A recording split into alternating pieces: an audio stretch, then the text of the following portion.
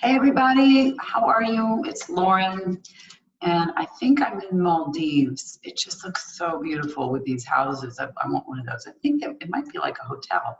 I'm not really sure, but one of these days I'm gonna go. If you've ever been there, I want to know all about it.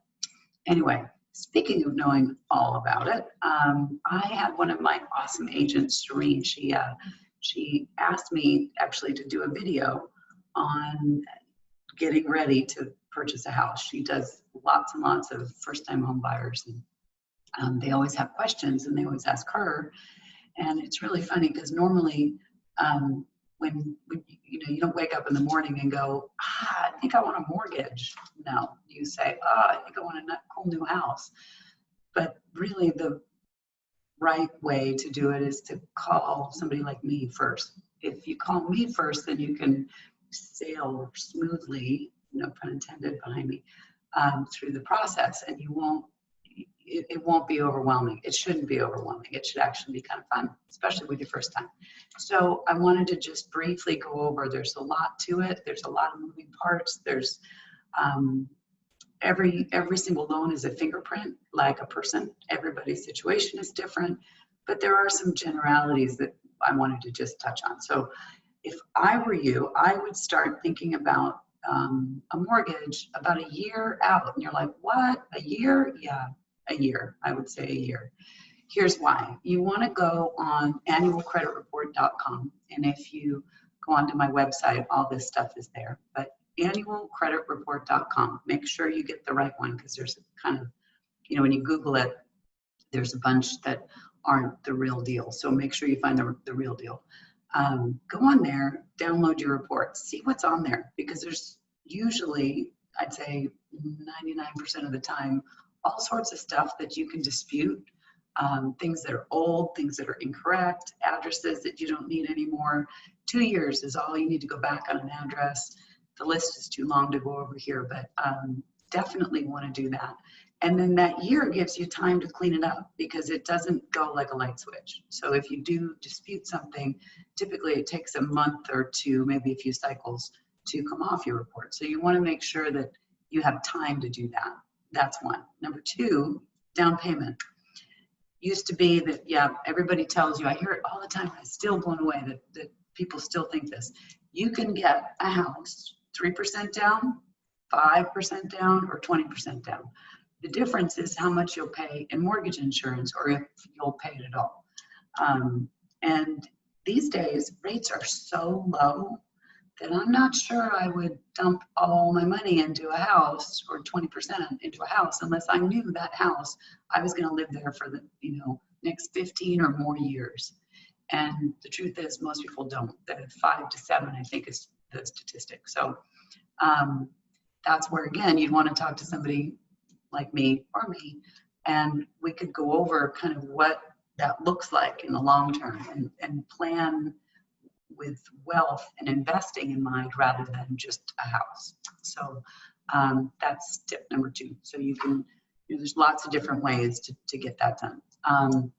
Number 3 is you want to make sure you have W-2s from the last 2 years. So in this case, when I'm making this now, 2018 to 2019. If you are self-employed, it's awesome if your taxes are filed. That's an important thing, especially if you're self-employed. I should do a whole nother video on that, because it's different. But that's a big deal. So make sure that that's all buttoned up and taken care of. You're going to need 2 months of bank statements. So I have a client right now that's had, that just moved here and just opened up a bank. Doesn't have 2 months of bank statements, has to wait. You're going to want to make sure that your down payment has been in your account for 2 months, sourcing and seasoning, and that's a whole nother conversation. But basically, you can't drop big chunks of money in your account and then be able to use them for a down payment in 15 days. It has to be in there, or it has to be sourceable. So let's say you got a big fat bonus. That's okay, because we can trace it back to your company. But if you took 10 grand out of your mattress and threw it in your bank, that doesn't work. That has to sit there for 60 days before you can close on your house. So be aware of that. You're also going to kind of want to figure out what your payment might look like. And I would say 6 months until you have your house, start paying that every month. Even if your rent, let's say, is $1,000 and now your new payment's going to be $1,100, start in your mind paying $1,100, because once you get a house, stuff comes up. You're going to want to, buy a grill, or, in Arizona, you're going to want window coverings. Totally. So, yes, it's saving money, but by building equity, but at the same time, owning a home, there's stuff goes wrong and there's maintenance. And now instead of a landlord taking care of the maintenance, it's you. So be prepared for that. Closing costs, a big one. So there's a difference between closing costs and down payment, and they don't mix. So you are fully responsible for the down payment, whether it's from you or maybe it's a gift. Closing costs are separate from that. So sure, you've got your, $8,000 down payment or whatever it is, and count on, I would say, people say 2 to 5%. I'm not sure that that's a good way to calculate it, but typically on a house that's $250,000 to maybe $400,000, I'd say count on $4,000-ish. A little bit more, might go higher.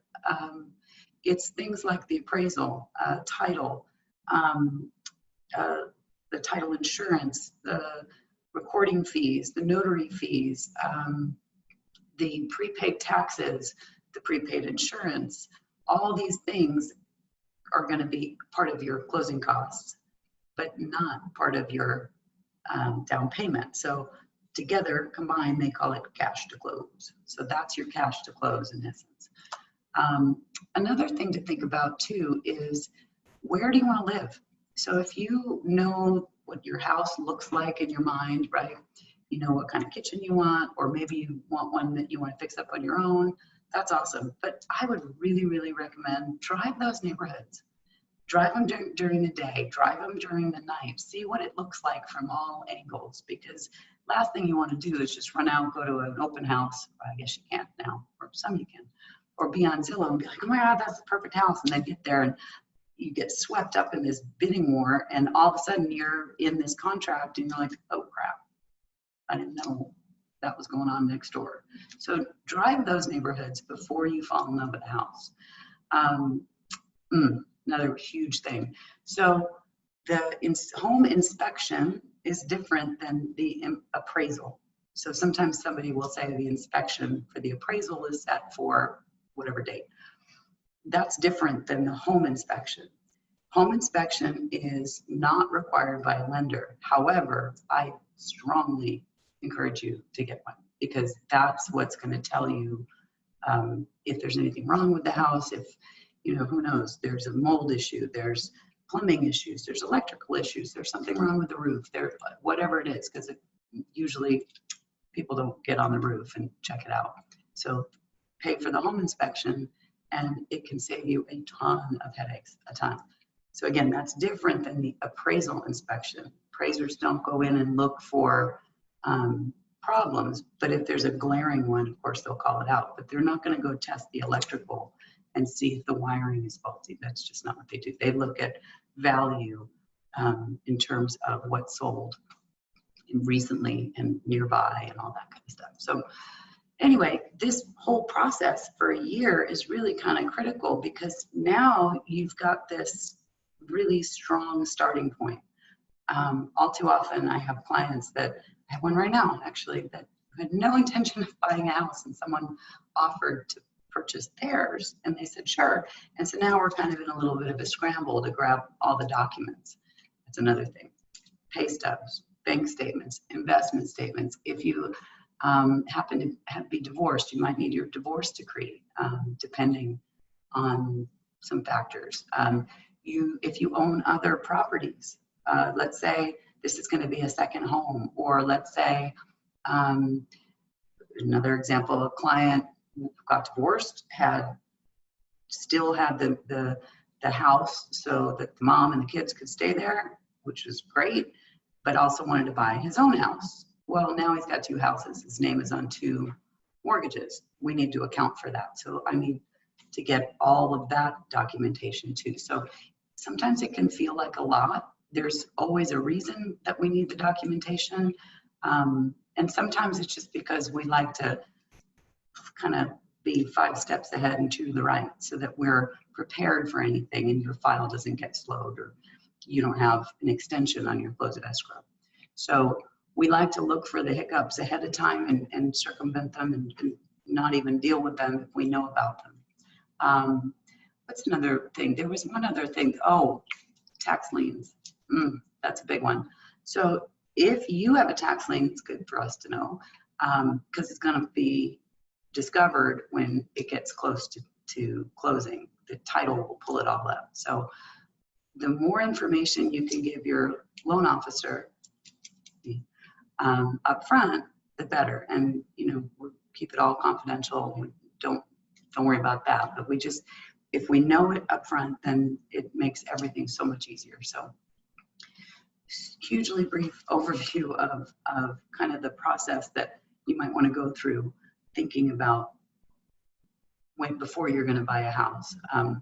See, and one more thing, employment. So 2 years of employment, that's what we're hoping for, we're looking for. Again, everybody's a fingerprint, everybody's different. So it really depends.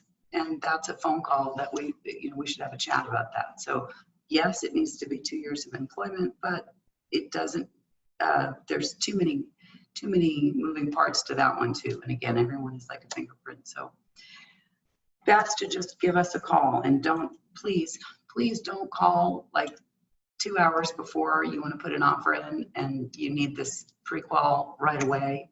You should be pre-qualified or pre-approved way before you even go out and look at houses.